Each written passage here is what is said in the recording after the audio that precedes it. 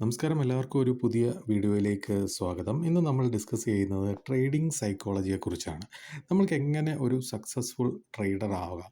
അപ്പോൾ നമുക്കൊരു successful profitable trader ആകണം എന്നുണ്ടെങ്കിൽ അതിവിടെ വളരെ ഇമ്പോർട്ടൻ്റ് ആയിട്ടുള്ള ഒരു കാര്യമാണ് ട്രേഡിംഗ് സൈക്കോളജി എന്ന് പറയുന്നത്. വളരെ സിമ്പിളായിട്ട് തന്നെ പറയുകയാണെങ്കിൽ ഒരേ സ്ട്രാറ്റജി ഒരു 10 പേര് യൂസ് ചെയ്യുകയാണ് എന്ന് കരുതുക. ഇവരുടെ എല്ലാം ക്യാപിറ്റൽ സെയിം ആണ്. അല്ലെങ്കിൽ എന്താണ് പറയുക, ഇവരെല്ലാവരും ഒരേ ആപ്ലിക്കേഷൻ തന്നെയാണ് യൂസ് ചെയ്യുന്നത്. അവർ ഒരേ സ്ട്രാറ്റജിയാണ് യൂസ് ചെയ്യുന്നതെന്ന് കരുതുക. പക്ഷേ 10 പേർക്കും 10 പ്രോഫിറ്റ് ആയിരിക്കും കിട്ടുക. ചിലർ അതിൽ ലോസ് ആവുന്നതും കാണാം. അപ്പോൾ ഇവിടെ എന്താണ് സംഭവിക്കുന്നത്? ഇവിടെ എന്തുകൊണ്ടാണ് ട്രേഡിംഗ് സൈക്കോളജി ഇമ്പോർട്ടൻ്റ് ആണ് എന്ന് പറയാനുള്ള ഒരു കാര്യം എന്ന് പറയുന്നത് നമുക്ക് ഈ ഒരു എക്സാമ്പിളിലൂടെ മനസ്സിലാക്കാൻ കഴിയും. ഞാൻ എപ്പോഴും പറയുന്ന ഒരു കാര്യം എന്ന് പറയുന്നത് ട്രേഡിംഗ് എന്ന് പറയുന്നത് ഒരിക്കലും ഒരു നമ്പർ ഗെയിം ആണെന്ന് എനിക്കൊരിക്കലും തോന്നിയിട്ടില്ല. ട്രേഡിംഗ് എന്ന് പറയുന്നത് ഒരു മൈൻഡ് ഗെയിം ആണെന്നാണ് എനിക്ക് തോന്നിയിട്ടുള്ളത്. ഇപ്പം നമ്മൾ സെബിയുടെ കണക്ക് പ്രകാരം 95% ആളുകളും എന്താണ് ലോസിലാണുള്ളത്. 5% ആളുകൾ മാത്രമാണ് പ്രോഫിറ്റിലുള്ളത്. അപ്പോൾ നമ്മൾ ചിന്തിക്കേണ്ട ഒരു കാര്യം എന്താണെന്ന് വെച്ച് കഴിഞ്ഞാൽ 5% ആളുകൾ ട്രേഡേഴ്സ് ഇപ്പോഴും പ്രോഫിറ്റിലാണ് നിൽക്കുന്നത്. എന്നാൽ 95% ആളുകൾ ലോസിലാണ് വരുന്നത്.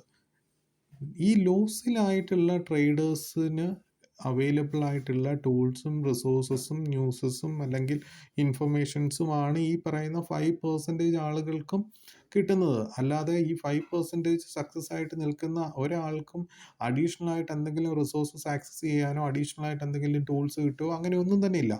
അപ്പോൾ അതിൽ നിന്ന് തന്നെ നമുക്ക് മനസ്സിലാവും ആ 5% സക്സസ് ആവുന്നവർക്ക് അവർ ഫോളോ ചെയ്യുന്ന കുറേ കാര്യങ്ങളുണ്ട്. അപ്പോൾ അതുകൊണ്ട് തന്നെ അതിലൊരു ഇമ്പോർട്ടൻ്റ് ആയിട്ടുള്ള ഒരു സക്സസ് ആകുന്ന ഒരാളെ സംബന്ധിച്ച് പറയുകയാണെങ്കിൽ അതിൽ വളരെ ഇമ്പോർട്ടൻ്റ് ആയിട്ടുള്ള ഒരു കാര്യം എന്ന് പറയുന്നത് എന്താണ്? ട്രേഡിംഗ് സൈക്കോളജിയാണ്. ഒരാളുടെ സൈക്കോളജി, ട്രേഡിങ്ങിനെ അപ്രോച്ച് ചെയ്യുന്ന രീതി മുതൽ എങ്ങനെ ട്രേഡ് എടുക്കുന്നു, എങ്ങനെ ട്രേഡിൽ നിന്ന് എക്സിറ്റ് ആവുന്നു, എങ്ങനെ നിങ്ങൾ ഒരു ട്രേഡിനെ അപ്രോച്ച് ചെയ്യുന്നു എന്നതെല്ലാം ഇൻക്ലൂഡഡ് ആയിട്ടുള്ള ഒരു സെഗ്മെൻ്റാണ് ഈ ട്രേഡിംഗ് സൈക്കോളജി എന്ന് പറയുന്നത്. സോ ഒരു ട്രേഡിംഗ് സൈക്കോളജി കറക്റ്റായിട്ട് മനസ്സിലാക്കാതെ ഒരു ട്രേഡർക്കും എന്താണ് പറയുക, ട്രേഡിങ്ങിൽ പ്രോഫിറ്റ് ജനറേറ്റ് ചെയ്യാൻ കഴിയുന്നില്ല. ഇനി നമുക്ക് അതിൻ്റെ കൂടുതൽ കാര്യങ്ങളിലേക്ക് പോകാം. നമ്മൾ ഇന്ന് മുതൽ ഒരു ട്രേഡിംഗ് സൈക്കോളജിയുടെ ഒരു സീരീസ് തന്നെ ആരംഭിക്കുകയാണ്. ഇനി ഒന്നാമത്തെ കാര്യം, വൈ ട്രേഡിംഗ്? അപ്പോൾ നമ്മളിപ്പോൾ കാണുന്ന നമ്മളുടെ ചുറ്റിനും കണ്ടുവരുന്ന കുറേ എന്താണ് പറയുക, പരസ്യങ്ങളിലെല്ലാം വളരെയധികം ഏറ്റവും കൂടുതൽ കേൾക്കുന്ന ഒരു ക്യാപ്ഷനാവും വളരെ ഈസി ആയിട്ട് നിങ്ങൾക്ക് പൈസ ഉണ്ടാക്കാം ട്രേഡിങ്ങിലൂടെ, നിങ്ങൾക്ക് വളരെ അനായാസമായിട്ട് ട്രേഡിംഗ് പഠിക്കാം, അതിലൂടെ നിങ്ങൾക്ക് വലിയ വരുമാനങ്ങൾ ഉണ്ടാക്കാം. ഇതിനെല്ലാം സപ്പോർട്ട് ചെയ്യുന്ന ഒരുപാട് ആളുകളുടെ പ്രോഫിറ്റിൻ്റെ സ്ക്രീൻഷോട്ടുകളൊക്കെ നിങ്ങൾക്ക് കാണാൻ കഴിയുന്നതാണ്. അപ്പോൾ നിങ്ങൾ എന്തുകൊണ്ടാണ് ട്രേഡിങ്ങിലേക്ക് ഇറങ്ങുന്നത് എന്ന് നിങ്ങൾക്ക് വ്യക്തമായിട്ടുള്ളൊരു ധാരണ ഉണ്ടായിരിക്കണം. മിക്ക ആളുകളും ഇപ്പോൾ നിങ്ങൾ തന്നെ ഒന്ന് ആലോചിച്ച് നോക്കുക. ട്രേഡിങ്ങിലേക്ക് വരുന്ന ഒരു മിക്ക ആളുകളും അതിൻ്റെ ഒരു റീസൺ എന്ന് പറയുന്നത് നമ്മൾക്ക് ചുറ്റിനുമുള്ള ആരെങ്കിലും ട്രേഡിങ്ങിൽ ട്രേഡ് ചെയ്ത് കുറച്ച് ക്യാഷ് ഉണ്ടാക്കുന്നു, അവർ വലിയ വലിയ എമൗണ്ടുകൾ ഉണ്ടാക്കുന്നു എന്ന് കണ്ടിട്ടാണ് പലരും ഈ ട്രേഡിങ്ങിലേക്ക് വരുന്നത്. അതുപോലെ തന്നെ മറ്റൊരു കാര്യം എന്താണെന്ന് വെച്ചാൽ എന്തെങ്കിലുമൊക്കെ ഗ്രൂപ്പുകളിലോ അല്ലെങ്കിൽ ഈ പറഞ്ഞ യൂട്യൂബ് വീഡിയോസിലോ അല്ലെങ്കിൽ കാണുന്ന മറ്റ് വലിയ വലിയ പ്രോഫിറ്റിൻ്റെ സ്ക്രീൻഷോട്ടുകളോ അല്ലെങ്കിൽ P&L സ്റ്റേറ്റ്മെൻറ്റുകളോ ഒക്കെ കണ്ടിട്ടാണ്, അല്ലെങ്കിൽ അതുപോലെ തന്നെ ലൈവ് ട്രേഡ് ചെയ്ത് പല വലിയ പ്രോഫിറ്റുകളൊക്കെ നേടുന്നതൊക്കെ കണ്ടിട്ടാണ്, മറ്റുള്ളവർ ചെയ്യുന്നത് കണ്ടിട്ടാണ് ഓക്കെ അവർക്കത് ചെയ്യാൻ കഴിയുന്നുണ്ടല്ലോ, അപ്പോൾ എനിക്ക് എന്തുകൊണ്ടായിക്കൂടാ എന്ന ഒരു രീതിയിലാണ് പലരും ഈ പറയുന്ന ട്രേഡിങ്ങിലേക്ക് വരുന്നത്. അപ്പോൾ നിങ്ങൾ ട്രേഡിങ്ങിലേക്ക് വരുമ്പോൾ നിങ്ങൾ അങ്ങനെ പലരുടെയും എന്താണ് പറയുക, സ്ക്രീൻഷോട്ടുകളും ഇതൊക്കെ കാണുമ്പോൾ നിങ്ങൾ ചിന്തിക്കേണ്ട ഒരേ ഒരു കാര്യം, ചോദിക്കേണ്ട ഒരു ചോദ്യം, ഇപ്പോൾ ഒരാൾ ഒരു സ്ക്രീൻഷോട്ട് എൻ്റെ പ്രോഫിറ്റ് ഇത്രയാണ് അല്ലെങ്കിൽ എൻ്റെ P&L സ്റ്റേറ്റ്മെൻറ്റിൽ ഞാൻ ഇത്രയും പ്രോഫിറ്റ് ഉണ്ടാക്കിയിട്ടുണ്ട് എന്ന് നിങ്ങളെ കാണിക്കുമ്പോൾ നിങ്ങൾ ചോദിക്കേണ്ട ഒരു കാര്യം എന്താണെന്ന് വെച്ച് കഴിഞ്ഞാൽ, എത്ര നാളെടുത്തു നിങ്ങൾ ഈ പറയുന്ന രീതിയിലുള്ള ഒരു പ്രോഫിറ്റ് ജനറേറ്റ് ചെയ്യാൻ? ഇതാണ് നിങ്ങൾ ആദ്യം ചോദിക്കേണ്ടത്. ഇപ്പോൾ പലരും 1 ഇയർ പി ആൻഡ് എൽ സ്റ്റേറ്റ്മെൻറ്റോ അല്ലെങ്കിൽ പല കണ്ടിന്യൂസ് ആയിട്ടുള്ള പ്രോഫിറ്റിൻ്റെ സ്ക്രീൻഷോട്ടോ അല്ലെങ്കിൽ നിങ്ങളുടെ ഫ്രണ്ട് തന്നെ പറയുകയാണ്, ഞാൻ ഇത്രയും രൂപ ഒരു ദിവസം ഞാൻ അല്ലെങ്കിൽ മാസങ്ങളായിട്ട് ഞാൻ ഇത്രയും രൂപ ട്രേഡിങ്ങിൽ നിന്ന് ഞാൻ ജനറേറ്റ് ചെയ്യുന്നുണ്ട്. അപ്പോൾ നിങ്ങൾ ചോദിക്കേണ്ട ഒരു ചോദ്യം എന്ന് പറഞ്ഞു കഴിഞ്ഞാൽ, എത്ര നാളെടുത്തു ഞാൻ ഈ പറയുന്ന അല്ലെങ്കിൽ അവർ ഈ പറയുന്ന ഈ ഒരു ഇതിൽ ഇത്രയും പ്രോഫിറ്റ് ജനറേറ്റ് ചെയ്യാനായിട്ട് അവർ എത്ര ദിവസം എടുത്തു എന്ന്, അല്ലെങ്കിൽ എത്ര നാൾ എടുത്തു അവരിങ്ങനെ ഒരു കൺസിസ്റ്റൻ്റ് ആയിട്ട് പ്രോഫിറ്റ് ജനറേറ്റ് ചെയ്യാൻ പറ്റുന്ന ഒരു ലെവലിലേക്ക് എത്താൻ എന്ന് നമ്മൾ ആദ്യം ചിന്തിക്കണം, എന്ന് അവരോട് ചോദിക്കണം. അപ്പോൾ അവിടെയാണ് വിജയം എന്ന് പറയുന്നത്. അത് അന്വേഷിച്ച് ഓക്കെ അവർ അത്രയും സമയമെടുത്ത്, സോ എനിക്കും ഇത്രയും സമയമെടുക്കും. ഇപ്പോൾ മിക്ക ആളുകളും ട്രേഡിങ്ങിലേക്ക് വരുന്നത് എന്ന് പറയുന്നത് ഓവർനൈറ്റ് സക്സസ് ആവാൻ വേണ്ടിയിട്ടാണ്. എനിക്ക് ഒരാഴ്ച കൊണ്ട് എനിക്ക് ഇത്രയും പൈസ ഉണ്ടാക്കണം, എനിക്ക് ഒരാഴ്ച കൊണ്ട് ക്യാപിറ്റലിൻ്റെ എന്താണ് പറയുക 100% നേടണം, അല്ലെങ്കിൽ 50% നേടണം. അങ്ങനെയുള്ള രീതിയിൽ ചിന്തിച്ചുകൊണ്ട് ട്രേഡിങ്ങിലേക്ക് വന്നു കഴിഞ്ഞാൽ നിങ്ങൾക്കൊരിക്കലും സക്സസ് ആവാൻ കഴിയില്ല. അപ്പോൾ നമ്മൾ ഒരാളെ കണ്ട് അല്ലെങ്കിൽ നമ്മളുടെ ചുറ്റിനുമുള്ള ആരെങ്കിലുമൊക്കെ കണ്ട് അവരുടെ പ്രോഫിറ്റുകൾ കണ്ട് അല്ലെങ്കിൽ മറ്റുള്ളവരുടെ പ്രോഫിറ്റുകൾ കണ്ട് നമ്മൾ ട്രേഡിങ്ങിലേക്ക് ഇറങ്ങുമ്പോൾ നമ്മൾ ആദ്യം അന്വേഷിക്കേണ്ട ഒരു കാര്യം എന്ന് പറയുന്നത്, അവർ എത്ര നാളെടുത്തു ഈ പറയുന്ന കൺസിസ്റ്റൻ്റ് ആയിട്ടുള്ള പ്രോഫിറ്റ് നേടാൻ. ഇനിയും അതിൻ്റെ അകത്ത് വേറൊരു കാര്യം, വളരെ ഇമ്പോർട്ടൻ്റ് ആയിട്ടുള്ള ഒരു കാര്യം എന്താണെന്ന് വെച്ച് കഴിഞ്ഞാൽ, പലപ്പോഴും ആളുകൾ ചെയ്തു വരുന്ന ഒരു മിസ്റ്റേക്കാണ്. ഈ മറ്റുള്ള ഒരാൾക്ക് പ്രോഫിറ്റ് നേടി എന്ന് പറഞ്ഞതുകൊണ്ട് ഒരിക്കലും നമുക്ക് പ്രോഫിറ്റ് നേടാൻ കഴിയണം എന്നില്ല. അതൊരു റിയാലിറ്റിയാണ്. അപ്പോൾ ഇപ്പം നമ്മുടെ ചുറ്റിനും സോഷ്യൽ മീഡിയാസിലൊക്കെ കയറിക്കഴിഞ്ഞാൽ എന്താണ് പറയുക, ഒരുപാട് കോഴ്സിൻ്റെ, നമ്മളുടെ ട്രേഡിംഗ് പഠിപ്പിക്കുന്ന ഒരുപാട് ഇൻസ്റ്റിറ്റ്യൂട്ടിൻ്റെയും കോഴ്സുകളുടെയൊക്കെ എന്താണ് പറയുക പരസ്യങ്ങൾ കാണാൻ കഴിയും. അപ്പോൾ ഈ പരസ്യങ്ങളുടെയൊക്കെ താഴെ വരുന്ന ഒരു കമൻ്റ് എന്ന് പറയുന്നത്, നിങ്ങളുടെ പി ആൻഡ് എൽ സ്റ്റേറ്റ്മെൻറ്റ് കാണിക്കുമോ, അല്ലെങ്കിൽ നിങ്ങളുടെ പ്രോഫിറ്റ് ഡീറ്റെയിൽസ് കാണിക്കുമോ എന്ന് പറഞ്ഞു തരും. പക്ഷേ അവിടെയൊക്കെ നമ്മൾ ചിന്തിക്കേണ്ട ഒരു കാര്യം എന്താണെന്ന് വെച്ച് കഴിഞ്ഞാൽ, ഇങ്ങനെ ഈ പ്രോഫിറ്റ് കാണുന്നതിലൂടെ അല്ലെങ്കിൽ ഈ profit P and L statement കാണുന്നതിലൂടെ എന്ത് കാര്യമാണുള്ളത്? ഒരു കാര്യവും ഇല്ല. കാര്യം എന്താണെന്ന് വെച്ച് കഴിഞ്ഞാൽ, നമ്മൾ എന്തുകൊണ്ടാണ് അങ്ങനെ അതിലേക്ക് നിങ്ങൾ കൂടുതൽ ഫോക്കസ് ചെയ്യേണ്ടതായിട്ടില്ല എന്ന് വെച്ച് കഴിഞ്ഞാൽ, ഒരാൾ പ്രോഫിറ്റ് ജനറേറ്റ് ചെയ്തു എന്ന് പറഞ്ഞതുകൊണ്ട് ഒരിക്കലും നമുക്കും പോയി ആ പ്രോഫിറ്റ് ജനറേറ്റ് ചെയ്യാൻ പറ്റത്തൊന്നുമില്ല. അങ്ങനെയാണെന്നുണ്ടെങ്കിൽ ഇവിടെ എല്ലാവരും പ്രോഫിറ്റ് ആയിരിക്കുന്നേനെ. അപ്പോൾ നമുക്ക് ഒരാൾ പ്രോഫിറ്റ് ജനറേറ്റ് ചെയ്തു, ഓക്കെ, അതുകൊണ്ട് നമ്മൾ അവിടെ പഠിച്ചു കഴിഞ്ഞാൽ നമുക്കും പ്രോഫിറ്റ് ആകാം. അങ്ങനെ ഒരിക്കലും ചിന്തിക്കരുത്. ഈ ട്രേഡിംഗ് എന്ന് പറയുന്നത് ഒരു ഒരു എന്താണ് പറയുക, എല്ലാവർക്കും ചെയ്യാൻ കഴിയുന്ന ഒരു ബിസിനസ് അല്ല. അതിൻ്റെ റിയാലിറ്റി ആദ്യം മനസ്സിലാക്കുക.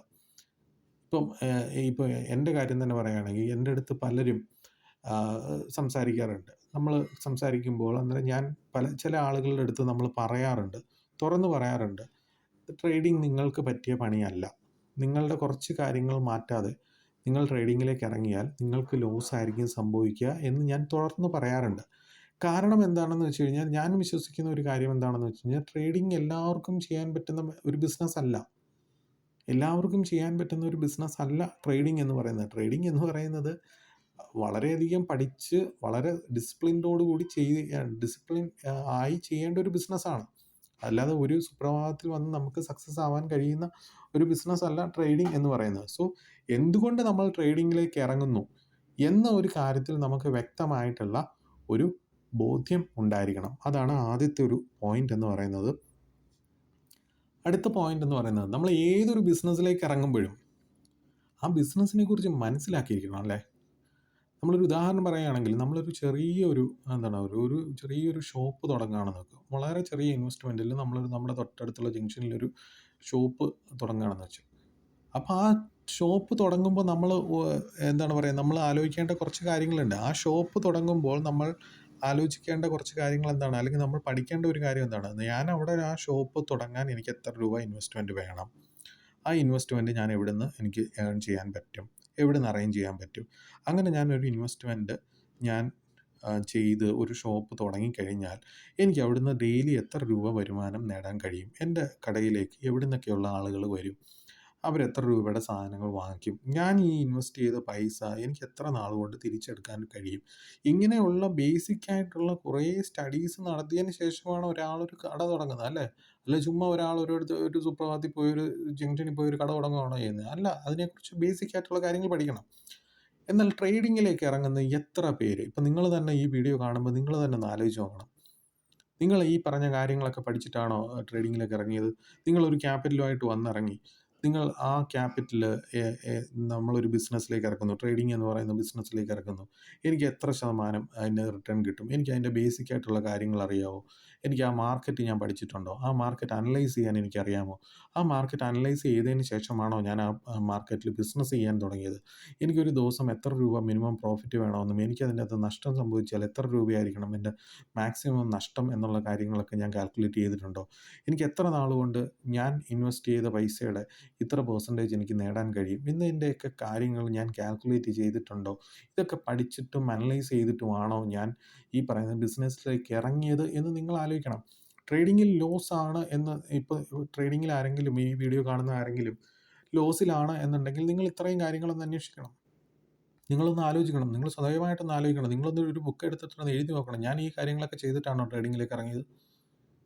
ഇതൊന്നും ചെയ്യാതാണ് ഞാൻ ട്രേഡിങ്ങിലേക്ക് ഇറങ്ങിയത്. ഞാൻ ട്രേഡിങ്ങിൽ എന്നിട്ട് ലോസാണ് എന്നുണ്ടെങ്കിൽ നിങ്ങൾ ആരാണ് അതിൻ്റെ റീസൺ? അങ്ങനെ ചെയ്തിട്ടുണ്ടെങ്കിൽ നിങ്ങൾ മാത്രമാണ് അതിൻ്റെ റീസൺ. ആ ലോസിൻ്റെ റീസൺ എന്ന് പറയുന്നത് നിങ്ങൾ മാത്രമാണ്. അതുകൊണ്ട് തന്നെ നിങ്ങൾ പഠിക്കുക. നിങ്ങൾ ചെയ്യാൻ പോകുന്ന ബിസിനസ്സിനെക്കുറിച്ച് നിങ്ങൾ പഠിക്കുക. പഠിച്ചതിന് ശേഷം എന്താണ് പറയുക? നിങ്ങൾ ഈ ബിസിനസ്സിലേക്ക് ഇറങ്ങുക. എന്നിട്ട് നിങ്ങൾ പൈസ സമ്പാദിച്ചു തുടങ്ങുക. അതാണ് ഞാൻ ലേൺ ആൻഡ് ഏൺ എന്നൊരു കാറ്റഗറിയിൽ ഞാൻ ഉദ്ദേശിച്ചിരിക്കുന്നത്. ഇനിയും അടുത്തൊരു കാര്യം എന്താണെന്ന് വെച്ചാൽ കപ്പാസിറ്റി.